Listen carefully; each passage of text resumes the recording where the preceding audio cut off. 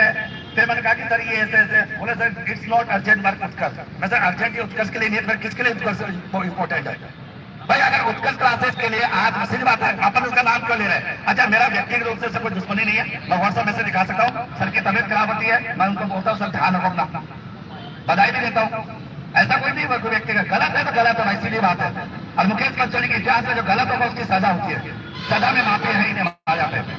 हम स्टाफ को भी माफ नहीं करते तो कोचिंग वालों को भी माफ नहीं करते, सीधी बात है। तो मैंने अब बताइए, जब मैं उनको कह रहा हूँ सर आज जयपुर हो, बच्चे हैं, मेरे को क्या जवाब मिलता है? जवाब सुनिए, जवाब मिलता है सर ये उत्कर्ष के लिए इंपॉर्टेंट वर्क नहीं है, उत्कर्ष और भी बहुत बड़ी संस्था हो चुकी है और उत्कर्ष में 2000 एम्प्लॉय काम करते हैं, तो ये छोटा मोटा काम हमारे लिए इंपॉर्टेंट नहीं है। मतलब सर आप ये सुबह शाम आपके घर में जो चूल्हा चलता है वो चलता कहाँ से है? वो चलता कहाँ से? कोई आपने कोई कोयले की खान या कोई सीधे की खान घर पे खुदा रखी क्या? भाई पैसा बच्चा तो देता है, आप बच्चों को बोलते क्यों नहीं बोलते? क्यों डर लगता है क्या आपको? भाई अगर इतनी बड़ी संस्था अगर मैंने क्या होगा तो आरपीसी अगले दिन बैन करा दो, आरपीसी बंद करा दो, आरपीसी बाहर को एग्जाम नहीं होगा किसी का, तो एग्जाम करा किसी का। हम यहाँ पर सुबह शाम पढ़ाते रहते हैं। और चलो मेरे को इसलिए गुस्सा आ रहा है क्योंकि यार एक तो मैं क्लास छोड़ के आया हूँ, मैं पूरे दिन क्लास में बिजी रहता हूँ और उसके बाद बच्चों के साथ ये चीज होती है। मेरे को पता है, ये बात मेरे को पता है कि बच्चा को हम स्टूडेंट है ना, सबसे बड़ी गलती स्टूडेंट की है, बाकी किसी की गलती नहीं। तुम फालतू बातें करते हो, आरपीसी कोई गलत है, आरपीसी तुम सब गलत हो, सब। पेपर कौन खरीदता है? स्टूडेंट। वैसे तो गलती आप दूसरे को जोड़ो। भाई सीधी बात है, जिसको आप खरीदने आओगे वो बेचेगा ही, माल अगर खरीदा वो बेचेगा ही होगा, चाहे आप चरस हो, अफीम हो, गांजा कुछ भी हो, सब बेचेंगे सर। आप खरीदने जाते ही क्यों? बट ठीक है, हो रहा है, होता रहेगा। अरे सबसे बड़ी बात है, मुख्यमंत्री साहब बोलते हैं, मतलब अपन बात है, सीएम शिक्षा मंत्री जी बोलते हैं पैसा में तो 3 साल ऐसे ही निकाल दे घरे से, उखाड़ो क्या उखाड़ोगे? उखाड़ा किसी ने? कुछ नहीं उखाड़ा सर। इस्तीफा देना कोई समाधान नहीं होता सर। आज मैं एक मर्डर कर दूंगा, मंदिर में आके बैठ जाऊं, बोलो माफ कर देना, फिर कल मर्डर कर दूं, माफ कर देना, तो क्या समाधान है किसका? कोई समाधान नहीं सर, कोई समाधान नहीं है। आप फालतू हंगामा करते रहते हो, रुपए में जेल जाके बैठे रहते हैं, पता लगा कि ऐसा लगता है कि जेल में बैठे रहो, पर होना क्या है? हुआ क्या किसी का? तो आपको अगर अपनी बात रखनी है, प्रॉपर तरीके से अपनी बात को रखना है, तो एक बार भीड़ इकट्ठी करनी पड़ेगी, कोचिंगों से बाहर निकलना पड़ेगा। आपको हो सकता है शायद फर्क नहीं पड़ता होगा, लेकिन इनडायरेक्ट रूप से बहुत कुछ फर्क पड़ता है। जैसे अपन जीएसटी लगता है, मैं चार्टर्ड अकाउंटेंट हूँ, जीएसटी से अपन को दिखता है कि फर्क नहीं पड़ता, डायरेक्ट रूप से नहीं दिखता, लेकिन इनडायरेक्ट रूप से तुम्हारे बहुत फर्क पड़ता है। अगर मैं पूरा एनालिसिस करके बताऊँ तो मैं यहाँ पर ना कांग्रेस बीजेपी किसी की बात नहीं करा। अगर आप कहते जीएसटी, सर जीएसटी आ गया, नोटबंदी हो गई, ये हो गई, कुछ पता ही नहीं पड़ा। अरे भैया तुमको डायरेक्ट रूप से नहीं पता। कहते हैं कई बार कोई घाव लगता है ना अंदर, तो दिखता नहीं है, लेकिन जब नासूर बन जाता है अंदर तब पता लगता है कि यार अपने घाव तो आज से 10 साल पहले लग गया था, वो घाव तो तब का लगा पड़ा था, मैं ध्यान ही नहीं दिया छोटी से खरोच को लेकर। तो कहने का तात्पर्य इस माहौल का या इस पूरे आज के धरना प्रदर्शन रखा है, इसका एक ही मकसद है, आवाज आपको उठानी पड़ेगी, जो मांगे रखी गई इनको मंगवाना पड़ेगा। और अगर अभी नहीं मंगाए तो मेरे से तो उम्मीद छोड़ देना, मैं कभी कहीं नहीं आने वाला जाऊंगा। तुम जाना तुम्हारा काम करे, मैं अपना काम करूंगा, तुम अपना काम करो। हमारा काम है शिक्षक का, तो हम पढ़ाएंगे बच्चों को। तुम अगर नहीं हो जाको तो बस सीधी बात है, अभी तुम जाके कोचिंग में बैठ जाओगे। अच्छा कहीं तो क्या सोच रहे हैं, अरे यार आज एक दिन की क्लास छूट गई, मैं यहाँ क्लास होता तो पढ़ लेता। पढ़ता कुछ भी नहीं, पढ़ता कुछ भी नहीं। मैं एक मैसेज आया, मैं भी टेलीग्राम में शेयर करूंगा, उत्कर्ष क्लास में कालविलय नृत्य चल रहा है। मेरे को ये समझ कि कालविलय नृत्य चला आता कहाँ है? चलो आता है उपेंद्र जी, देखो सर मेरे को आप समझाया ना, तो मैं बताऊँ मेरे बारे में बताता हूँ। मैं तो किसी बात से कोई और सुना आप करते होंगे। मेरे को बुलाने का मतलब है कि अगर आप कुछ नहीं बना तो बाहर के कोचिंग, बाहर के आदमी से, बाहर के सब, मेरे को मतलब नहीं सब, मैं नहीं बोलने वाला किसी के लिए।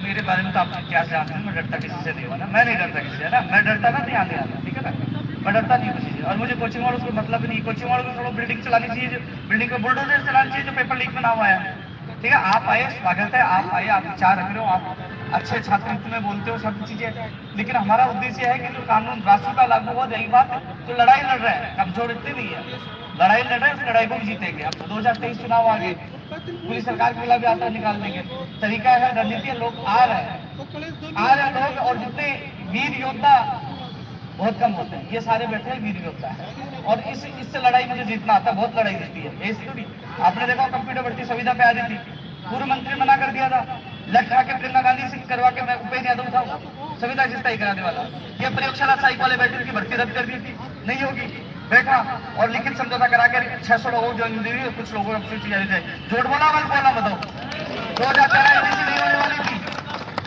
9 साल बाद उसकी सूची जारी करा के 4,000 को जोइनिंग दिलाते हैं।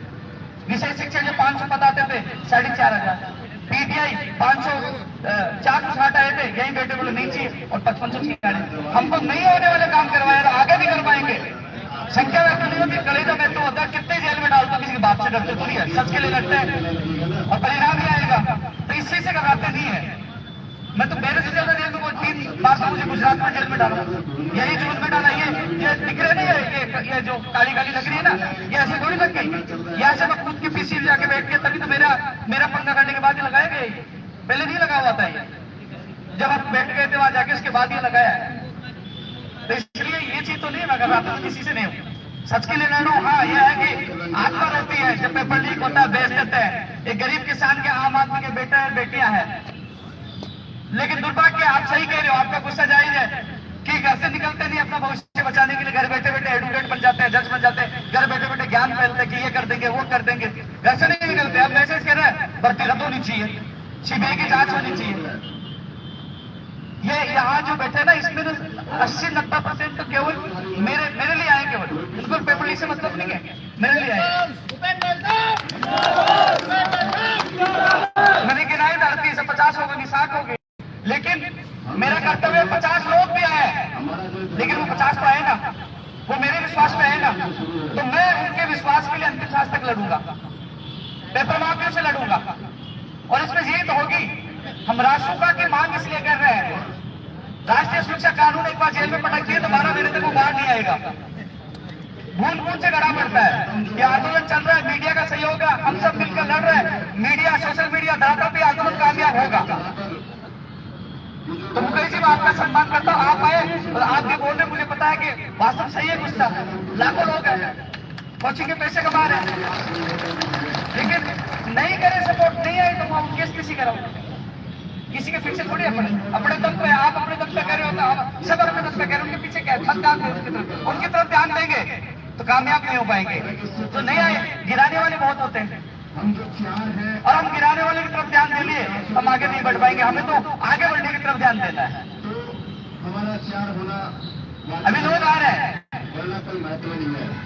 ये आवाज मीडिया, सोशल मीडिया के माध्यम से आवाज उठती है, अभी काफी लोग आ रहे हैं। संघर्ष करेंगे तो जीतेंगे भी, तो परिणाम मिलेगा इसका। हाँ ये जरूर है कि वास्तव में मैं भी देखता रहता हूँ कि सोशल मीडिया में जितने लोग एक्टिव है वो घर से नहीं निकल पा रहे। कई लोग तो धीरे धीरे आ रहे हैं कि अब वो तस्वीर डालेंगे ना कुछ लोग कि माहौल जम गया, क्या लोग आ गए क्या, फिर आएंगे। मैं धन्यवाद देना चाहूंगा दोनों लड़कियों के, जो 2 लक्ष्मीबाई झांसी की रानी तो आई, कम से कम 2 तो आई। तो मुकेश जी अपनी बात और कंटिन्यू करिए आगे मुकेश जी। ओके आशु जी, लो आशु जी आगे। अरे आशु जी। नमस्कार सभी को। कल रात जब मैं पढ़ा रहा था तो मुकेश सर लाइव चल रहे थे, कुछ विद्यार्थियों के कमेंट आ रहे थे कि सर बोलते ही हो, कभी आओ भी। तो वैसे आप सभी जानते हैं कि मैं भी एक पुलिस मुलाजमान हूं और पिछले 7 साल से पुलिस में कार्यरत हूं, तो मेरा आना जायज भी नहीं होता है कि मैं किसी धरना प्रदर्शन पर जाऊं और सरकार के खिलाफ कोई बात बोलूं। लेकिन कब तक चुप रह सकता है कोई इंसान? जो इंसान खेत में खेती करता है और वो किसान ही तो डरता है जिसको ये लगे कि मैंने कोई फसल बोई है और बरसात ना हो जाए, वो बेखबर आराम से सोता है जिसने कभी फसल बोई ना हो। एक विद्यार्थी जब गांव छोड़कर पास में आता है, मैंने पिछले गत वर्षों के अंदर देखा है युवाओं को कि बहुत ही कम फीस होने के बावजूद भी वो ये सोचते हैं सर मेरे पास पैसा नहीं है, मैं आपके पास कोई काम कर लूंगा।